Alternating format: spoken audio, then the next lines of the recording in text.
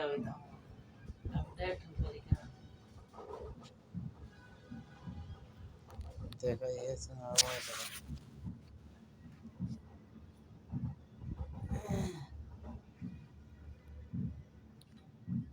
साथियों, eternal loss का अर्थ है शाश्वत नियम। मैंने इनका नाम शाश्वत नियम क्यों रखा है? क्योंकि ये आदि से अंत है, ये अनंत है। शाश्वत नियमों को बताते हुए मैं अनेक जगह आपको एग्जाम्पल दूंगा। महाभारत में भगवान श्री कृष्ण ने क्या कहा और उनकी तुलना में आज का कोई अचीवर क्या कह रहा है। तो जब आप दोनों की भाषा और दोनों की भावार्थ के अंदर जाएंगे तो आपको लगेगा कि कुछ नियम इतने शाश्वत हैं कि वो भगवान श्री कृष्ण के जमाने से लेकर आज के एक मोटिवेशनल स्पीकर के जमाने तक चेंज नहीं हो गए। मौसम चाहे कितने बदले, जीने के तरीके बदले, सोचने के तरीके बदले, लेकिन शाश्वत नियम नहीं बदले। सबसे पहला शाश्वत नियम, क्योंकि यदि आप इन नियमों में यकीन नहीं करेंगे तो आप कौन सी हैबिट पालेंगे? यदि आप नियम स्वीकार नहीं करेंगे, यदि आपकी जमीन में जुताई गुड़ाई नहीं होगी, तो आप दुनिया का सबसे अच्छा बीज फेंक मारिए वहां, वो एक पत्थर से ज्यादा कुछ नहीं है, कुछ नहीं उगने वाला वहां पे। 100 बीज फेंकेंगे तो एक आध कहीं कुछ हरियाली दिख जावे तो दिख जावे। साथियों, यदि शाश्वत नियम आप मान लेंगे, इसका मतलब आपके दिमाग की जुताई गुड़ाई हो गई और आप अच्छी हैबिट्स के बीज उसमें रोपने को तैयार है। एक और बात यहीं पर कहना चाहता हूं कि हो सकता है कि मैं वीआईपी में आपको 50-60 हैबिट्स बताऊं, उसमें से कुछ हैबिट आपके काम की ना हो, कोई दिक्कत नहीं है। कुछ हैबिट आपको लगता है कि मेरे ऊपर लागू नहीं होती, कोई दिक्कत नहीं है। इसीलिए जो हमने साथ में डॉक्यूमेंट दिया है आपको, जो मैनुअल दे रहे हैं हम आपको वीआईपी का, उस वीआईपी के मैनुअल में आपको यही देखना है कि भाई मुझ पे लागू होती है कि नहीं लागू होती है, तो मैं कब के लिए इसको कमिट कर रहा हूं। और एक और बात, आपको पूरी हैबिट मानने की जरूरत ही नहीं, क्योंकि आप इतने बुरे आदमी है ही नहीं। और इतने बुरे आदमी यदि होते तो आप ये कोर्स ज्वाइन ही नहीं कर रहे होते। तो आप इसकी चिंता तो करो मत, आप ऑलरेडी सर्टेन लेवल के एलिवेटेड सोल हो, इसीलिए आप ये कोर्स कर रहे हो।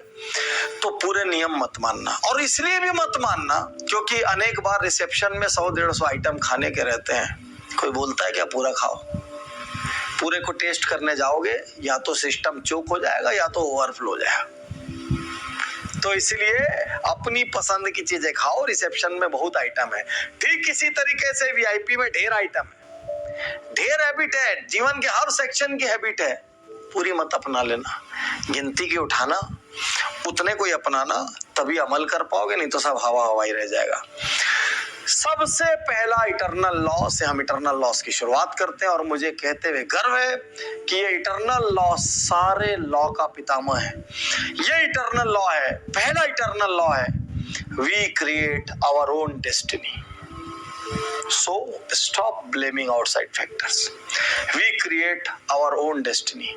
हम अपने भाग्य का स्वयं निर्माण करते हैं। देखिए, सोच के देखिए, आप क्या क्या चीज नहीं तय कर सकते थे? खाली यही तो कि आप कहाँ पैदा हो, आपके माता पिता का नाम क्या हो, आपके स्कूल में पैदा हो, किस शहर में पैदा हो, ये चीजें आपके आउट ऑफ कंट्रोल थी। उसके बाद कौन सी चीज आपके आउट ऑफ कंट्रोल थी?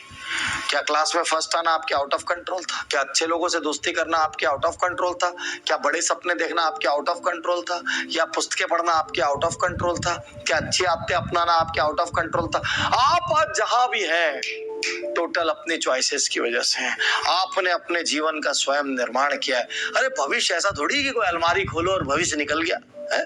कोई ज्योतिषी के पास गया, उसने खटखट खटखट भविष्य निकाल दिया। भविष्य क्या होता है? जो आप हर दिन करते हैं उससे आपका हफ्ता बनता है, जो आप हफ्ते हफ्ते करते हैं उससे आपका महीना बनता है, जो आप महीने महीने करते हैं उससे आपका साल बनता है, और जो आप साल दर साल करते हैं उससे आपका जीवन बनता है। जीवन को देखना हो तो क्या अलमारी खोलना और भविष्य के पास जाना, पीछे के 7-8 हफ्ते देख लो कैसे जियो, कितना टाइम पास किया, कितना झूठ बोले हो, कितना परेप किया, कितने कमिटमेंट तोड़े हो, कितनी गलतियां की हो। आप पीछे देख लो, आगे भविष्य दिख जाएगा। वाटरमेलन खाया हो ना कभी? तो वाटरमेलन खाते समय ऐसा थोड़ी होता है पूरा वाटरमेलन अंदर जाने के बाद ही टेस्ट समझ आता है। इतना सा पीस काटते हैं, उसको निकालते हैं, उसी का कलर देखते हैं, उसकी कंसिस्टेंसी देखते हैं, उसको खाते हैं, उसका स्वाद देखते हैं, बोल देते हैं दे दे भाई, और खराब होता है तो बोलते हैं मत दे भाई। है ऐसा थोड़ी पूरा वाटरमेलन खाने के लिए। उसी तरीके से भविष्य क्या होगा इसको देखने के लिए पूरा भविष्य मत देखो, पीछे के कुछ महीने का सैंपल देख लो, भविष्य दिख जाएगा। याद रखिए, you create your own destiny है। अब यहाँ पर आप भगवान श्री कृष्ण का एक वीडियो देखिए जो कि महाभारत सीरियल से लिया गया है। मैं सीरियल मेकर्स को धन्यवाद देता हूँ और मैं आपको ये बताता हूँ कि आपका ही कॉपीराइट है, हम केवल इसको शिक्षण के प्रयोजन के लिए बहुत छोटे हिस्से में इस्तेमाल कर रहे हैं। आइए देखते हैं भगवान श्री कृष्ण क्या कह रहे हैं। रुक जाइए रुक जाइए।